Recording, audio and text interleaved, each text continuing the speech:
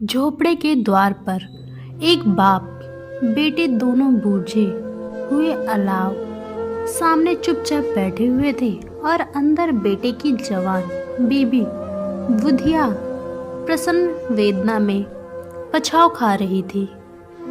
रह रहकर उसके मुंह से ऐसी दिल हिला देने वाली आवाज निकलती थी कि दोनों को कलेजा थम लेते थे। जोड़ों की रात थी। प्राकृतिक सन्नाटे में डूबे हुए सारा गांव अंधकार को लय हो गया था। धीसू ने कहा, मालूम होता है बचेगी नहीं, सारा दिन दौड़ते हो गया। जा देख तो आ। माधव चिढ़कर बोला, मरना ही तो है, जल्दी मरे क्यों नहीं जाती, देखकर क्या करूं, तू बड़ा बेदर्द है बे। साल भर जिसके साथ सुख चैन से रहा उसी के साथ इतनी बेवफाई। तो मुझसे तो उसका तड़पना और हाथ पांव पटकना नहीं देखा जाता। चमारों का कुनाबा था और सारे गांव में बदनाम। धीसू एक दिन काम करता तो 3 दिन आराम करता। माधव इतना काम चोर था कि आधे घंटे काम करता तो घंटे भर चिल्लम पीता। इसीलिए उन्हें कहीं मजदूरी नहीं मिलती थी। घर में मिट्टी भर की भी अनाज मौजूद हो तो उसके लिए काम करने की कसम थी। जब 2-4 फांके हो जाते तो धीसू पेड़ पर चढ़कर लकड़ियां तोड़ लाता और माधव बाजार से बेच लाता। और जब तक वो पैसे रहते दोनों इधर उधर मारते फिरते। गांव में काम की कमी ना थी। किसानों का गांव था। मेहनती आदमी के लिए 50 काम थे, मगर इन दोनों को उसी वक्त बुलाते जब 2 आदमियों में एक का काम पाकर भी संतोष कर लेने के सिवा और कोई चारा ना होता।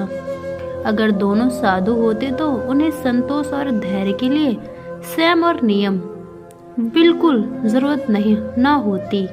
यह तो इनकी प्राकृतिक थी। विचित्र जीवन था इनका। घर में मिट्टी के 2-4 बर्तन के सिवा कोई संपत्ति नहीं थी। फटे चिथड़े थे, अपनी नग्नता को ढके हुए जिए जाते थे। संसार की चिंताओं से मुक्त, कर से लदे हुए, गालियां भी खाते, मार भी खाते, मगर कोई गम नहीं। दिन इतने ही वसूली की बिल्कुल आशा न रहने पर भी लोग इन्हें कुछ न कुछ कर्ज दे देते थे। मटर आलू की फसल में दूसरों के खेतों में मटर या आलू उखाड़ लेते, भून भान कर खा लेते, या 10-5 रुख उगाड़ लेते और रात को चूसते। धीसू ने इसी आकाश वृद्धि से 60 साल की उम्र काट दी और माधव भी सपूत बेटे की तरह बाप ही के पद पर चुनों पर चल रहा था। बल्कि उसका नाम और भी उजाड़ कर चला गया। इस वक्त भी दोनों अलावा सामने बैठकर आलू भून रहे थे जो किसी के खेत में खोद के लाए थे। धीसू की स्त्री का तो बहुत दिन से हुआ देहांत हो गया था। माधव का बयान पिछले साल ही हुआ था। जब ये औरत आई थी उसने इस खानदान में व्यवहार की नींव डाली थी और इन दोनों बेगैर का दुखेज भरती रहती थी। जब से वो आई ये दोनों और भी आरात मतलब हो गए थे। बिल्कुल कुछ अखड़ने भी लगे थे।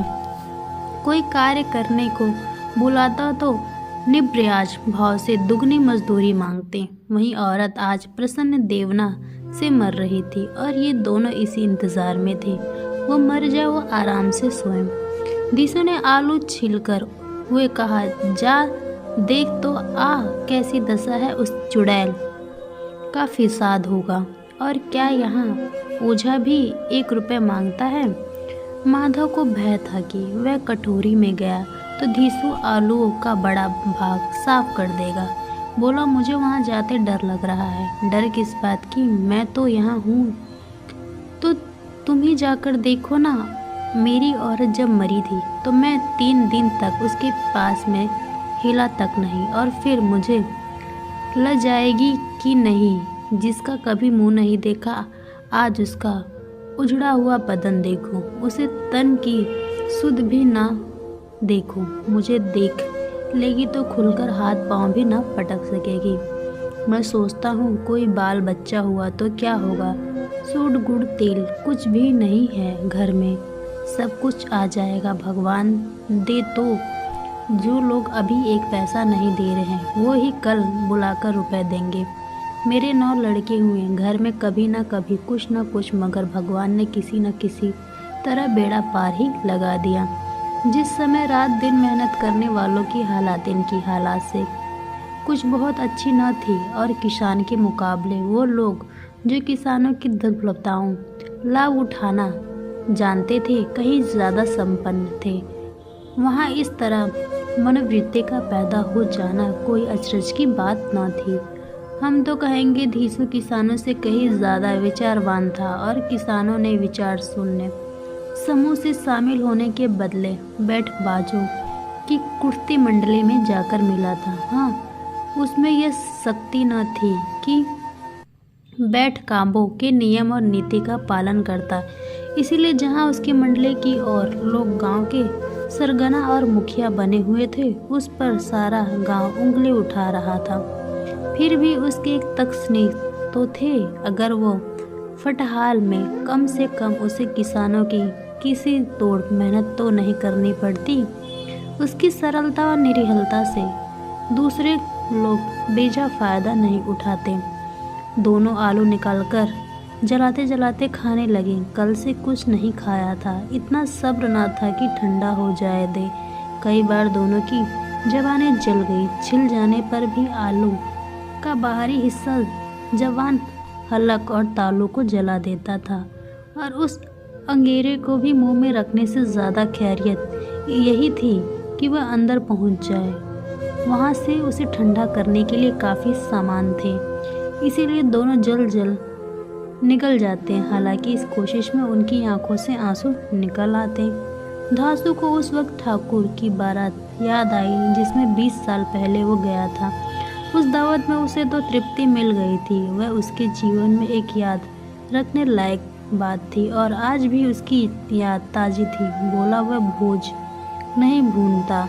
तब से फिर उस तरह का खाना और भरपेट नहीं मिला। लड़की वालों ने सबको भरपेट पिंडुआ खिलाई। सबको, छोटे बड़े सबने पिंडुआ खाई, और असली घी की चटनी, रायता, 3 तरह के सूखे साग, एक सरदार तरकारी, दही, चटनी, मिठाई, और क्या बताऊं कि उस भोज में क्या स्वाद मिला।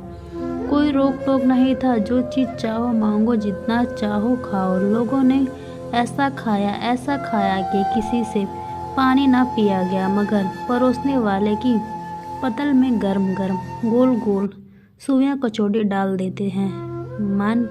मना करते कि नहीं चाहिए। पतल पर हाथ रोके हुए थे, मगर वह भी किए जा रहे हैं। और जब सबने मुंह धो लिया तो पान इलायची मिली थी, मगर मुझे पान लेने की कहाँ सूझ थी।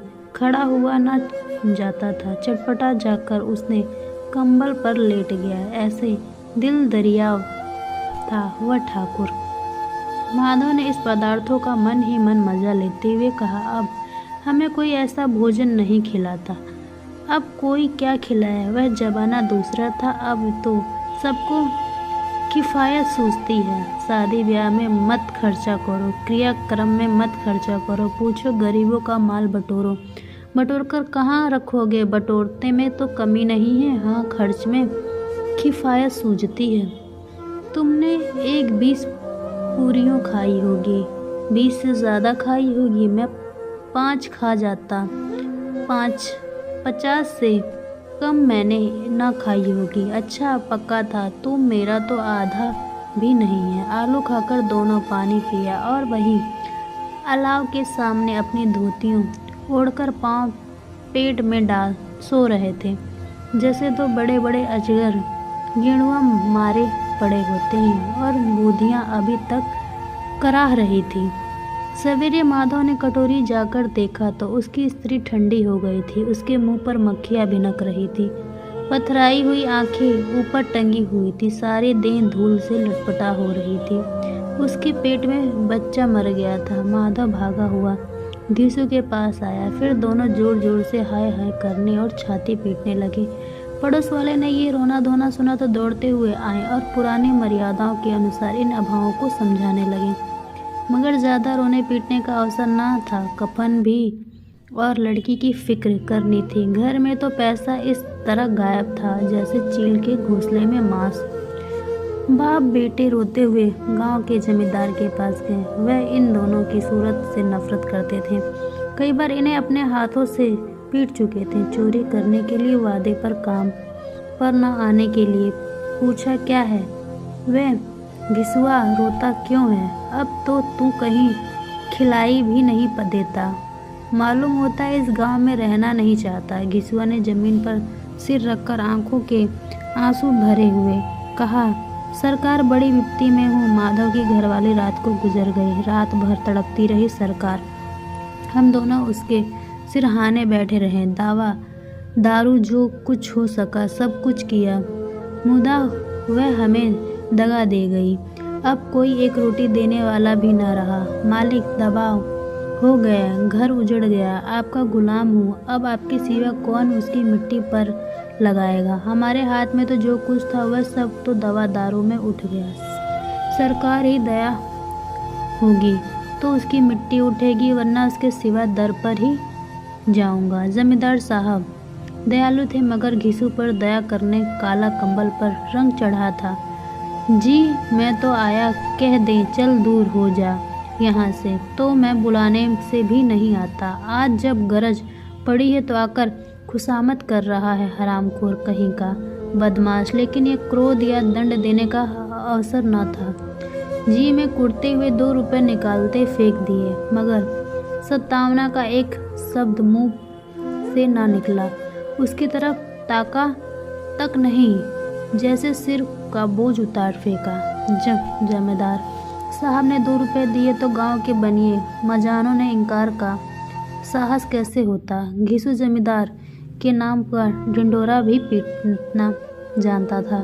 किसी ने 2 आने दिए, किसी ने 4 आने। 1 घंटे में घिसू के पास 5 रुपए की अच्छी रकम जमा हो गई। कहीं से अनाज मिल गया, कहीं से लकड़ी, और दोपहर में घिसू और मानव बाजार में कफन लाने चले गए।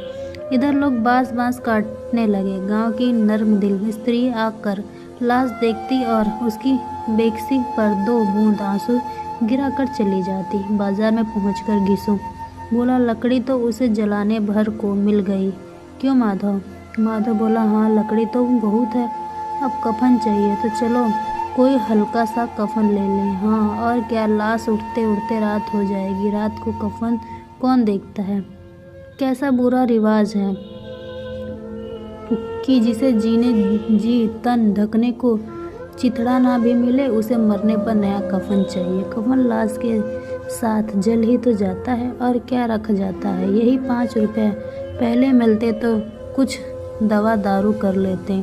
दोनों एक दूसरे के मन ही बात ताड़ रहे थे। बाजार में इधर उधर घूमते रहे, कभी इस बाजार दुकान पर तो कभी उस दुकान पर। कभी तरह तरह के कपड़े रेशमी और सूती देखे, मगर कुछ जांच नहीं हुआ। यहाँ तक कि शाम हो गई। तब दोनों ने जाने किस देवी प्रेरणा से एक मधुशाला के सामने जा पहुँचे, जैसे किसी पूर्व निश्चित व्यवहार के अंदर चले गए। वहाँ जरा देर तक दोनों असहम खड़े रहे। फिर घिसू ने गद्दी के सामने जाकर कहा, साधु का एक बोतल हमें भी देना। उसके बाद कुछ चिकने आया, तली हुई मछली आई, और दोनों बरामदे में बैठकर शांतिपूर्वक पीने लगे। कई कुज्जियाँ तबातोड़ पीने के बाद दोनों सरूर में आ गए। घिसू बोला, कफन लाने से क्या मिलता, आखिर जल ही तो जाता, कुछ बहू के साथ तो ना जाता। माधव आसमान की तरफ देखकर बोला, मानो देवता को अपनी निष्प्रता का साक्षी बना रहा हो। दुनिया का दस्तूर है, नहीं लोग बांधवों को हजारों रुपए क्यों देते हैं? कौन देखता है परलोक में मिलता है या नहीं? बड़े आदमियों के पास धन फूकते, हमारे पास फूकने क्या है? लेकिन लोगों को जवाब क्या देंगे? लोग पूछते नहीं कफन कहाँ है। घिसू हंसा, अबे कह दे कि रुपए कमर में खिसक गए, बहुत ढूंढा मिले नहीं। लोगों को विश्वास न आए, लेकिन फिर वही रुपए देंगे। माधव भी हंसा इस अनपेक्षित स्वभाव पर, बोला, बड़ी अच्छी थी बेचारी, मरी तो खूब खिलाकर मरी।